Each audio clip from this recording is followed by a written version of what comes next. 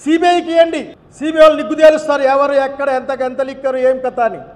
మీ యొక్క దాన్ని మూసేసే కార్యక్రమానికి పెద్ద ఉదాహరణలు అవసరంలే. ఇప్పటికి కూడా మీరు ఆ ఇద్దరి రిపోర్టులో రిమాండ్ రిపోర్ట్లలో పొంతం లేని మాటలు రాశారు. దాంట్లో ప్రభుత్వ అధికారులేమో ఈ నెలల్లోనే మొదలైందంటే మీరు 2-3 ఏళ్ల కింద రాసే ప్రయత్నం చేశారు. అట్లాగే మీరు అలిగేట్ చేసిన వాళ్ళ పేర్లు దాంట్లో లేవు. చివరికి వాళ్ళ దగ్గర నుంచి ఏ జిల్లాకు ఏ షాపుకు ఎవరికి ఎంత పోయిందనే వివరాలు కూడా మీ దగ్గర లేవు. ఉన్నా మీరు బయట పెట్టరు, వాటిని నలిఫై చేసే ప్రయత్నం చేస్తారు. ఎంతసేపు కూడా జగన్మోహన్ రెడ్డి గారి పైన ఏడవడమే కదా.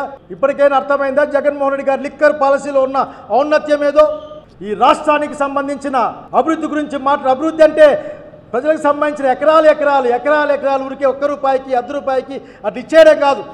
వాళ్ళు పెడితే ఎంత లాభం వస్తుంది, ఉంటే ఎంత లాభం వస్తుంది, ప్రజలకు ఏం మేలు జరుగుతుంది, ఇది కదా.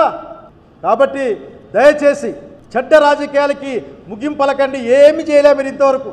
ఏం చేసా ఈ రాష్ట్ర సంపదని అప్పనంగా అప్పగించడం తప్ప ఈ రాష్ట్రానికి మీరు తెచ్చిపెట్టిందంటూ మాకేం కనపడడం లేదు ఇంతవరకు కూడా. ఆఖరికి ఒకే ఒక్క డిమాండ్ ఈ రోజున ప్రజల పక్షాన చాలా అనుమానాలు ఉన్నాయి. నీ 70,000 బెల్ట్ షాపులు, మీ వాళ్ళ చేతుల్లో ఉన్న రిటైల్ షాపులు, పైగా మీ వాళ్ళు నడిపిస్తున్న నకిలీ మద్యం ఫ్యాక్టరీలు, మీ వాళ్ళు నడిపిస్తున్న స్టాక్ పాయింట్లు అన్నీ మీ అనే మాట్లాడుకోవాల్సిన పరిస్థితి. మీ అంటే బాధ ఉందేమంటే మీరు చెప్పిన మాటే. మీరు సస్పెండ్ కూడా చేశారు ఇద్దరు ముగ్గురిని.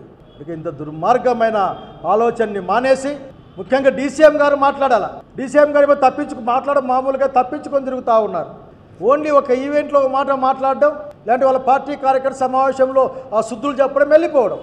కురుపం అట్లాగా ఆయన రేషన్ బియ్యం ఏమైనా సీజ్ ద షిప్ అని షిప్పు పోయే మా నాయకుడు చెప్పిన షిప్పు లేదు సీజు లేదని చెప్పే విధంగా ఊరికే మాట్లాడడం.